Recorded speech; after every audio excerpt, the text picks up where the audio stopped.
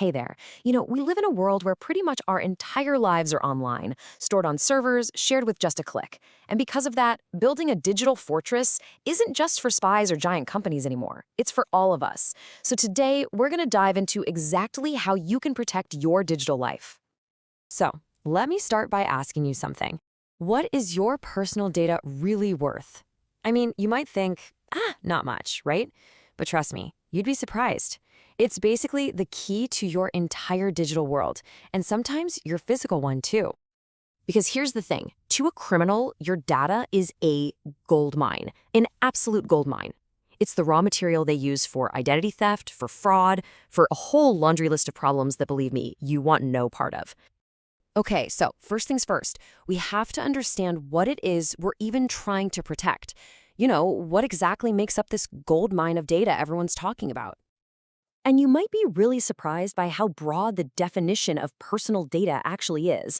We're not just talking about your name or your phone number. No, it goes way deeper. It's your computer's IP address, it's the location data embedded in your photos, it's even the stuff you like online. All of it can be pieced together to paint this incredibly detailed picture of who you are and what you do. And look, the stakes here are incredibly high. This isn't just about somebody guessing your email password. We're talking about real-world consequences. Exposed data can lead to identity fraud, someone draining your bank account. It could even lead to a targeted burglary just because you posted you were on vacation. Or, get this, you could be denied a job or insurance because of something they found about you online. It's serious stuff.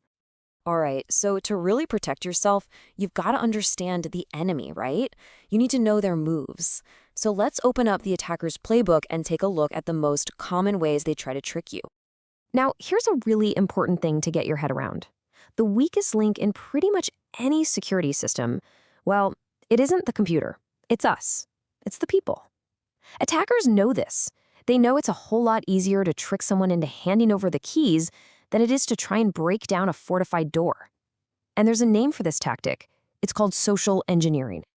And their playbook has a few classic moves. I'm sure you've heard of phishing, right? That's the classic scam email. But then there's smishing, same idea, but it comes as a text message. And vishing, which is when they try the same tricks over a phone call. Oh, and there's a really sneaky one called farming. That's where they set up a fake website that looks exactly like the real thing, all to get you to type in your username and password. And you know what all these have in common? They almost always try to create a sense of panic. They want you to act fast without thinking. So you might get an email that says something like, "We've charged your card. Click here immediately to cancel." They're literally banking on your fear, making you click that link before your logical brain has a chance to catch up. So a lot of the time, the whole point of these scams is to get you to install their invisible weapon. And that weapon is malware.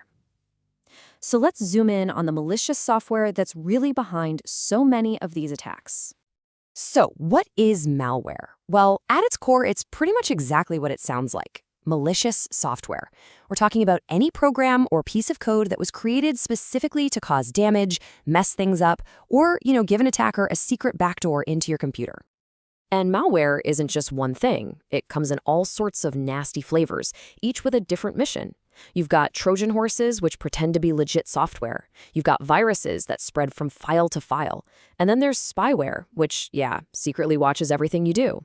This chart here shows some of the big categories, but let's zoom in on a couple of the most dangerous ones. Let's talk about spyware first, because this stuff is particularly nasty. Its entire job is just to watch you, silently, in the background. Some types of spyware, called keyloggers, are designed to record every single thing you type. Just think about that for a second. Every password you enter, every private message you send, every bank account number you type in, all of it sent straight to a criminal. And then you have ransomware. This is basically the digital version of kidnapping, and the process is just brutally effective. It all starts with one wrong click on a bad link or attachment. From there, the software just silently encrypts all of your personal files. Your photos, your documents, everything. Then, boom, a message pops up demanding money to get the key to unlock it all. Your data is literally being held hostage. Okay, that was the scary part, I know. But now for the good part. Let's talk about how you can fight back. It's time to start building your digital fortress. This is your actionable defense plan. And honestly, this is the most important message I want you to take away from all of this. You are not powerless here. Not at all. You absolutely have the power, the tools, and the know-how to build strong defenses and protect yourself. So where do you start? You start right here. Think of these 3 things as your essential, non-negotiable first line of defense. First, a firewall. It acts like a bouncer at a club, blocking any sketchy traffic from even getting in. Second, software updates. These are so important because they patch up the security weaknesses that hackers are constantly looking for. And third, a good antivirus program. That's your 24/7 security guard, always on patrol, scanning for threats. But beyond all the tech, your absolute best defense is your own brain. You have to train yourself to spot the red flags. So when you get an email, look for things like bad spelling and grammar. Check if the sender's address looks a little off. Do they try to make you panic? If you hover over a link, does it actually go where it says it's going to go? The single most important habit you can build is to just stop, think, and check before you ever click. Look, these are the simple, everyday habits that make all the difference. This is your 5-point security checklist. Number 1, use strong, unique passwords for every single account. Seriously. Number 2, enable 2-factor authentication, where you get a code sent to your phone. Turn that on everywhere you possibly can. 3, sync before you click. 4, be suspicious of messages you weren't expecting. And 5, just be careful about how much sensitive personal info you post online.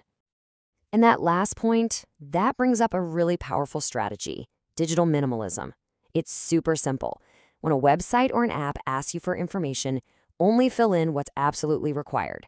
The less data you put out into the world, the less there is for someone to steal. It really is that simple. So, let's end where we began, with a question for you. Now that you've seen the threats and you know the defenses, take a second and really ask yourself, is your digital fortress strong enough?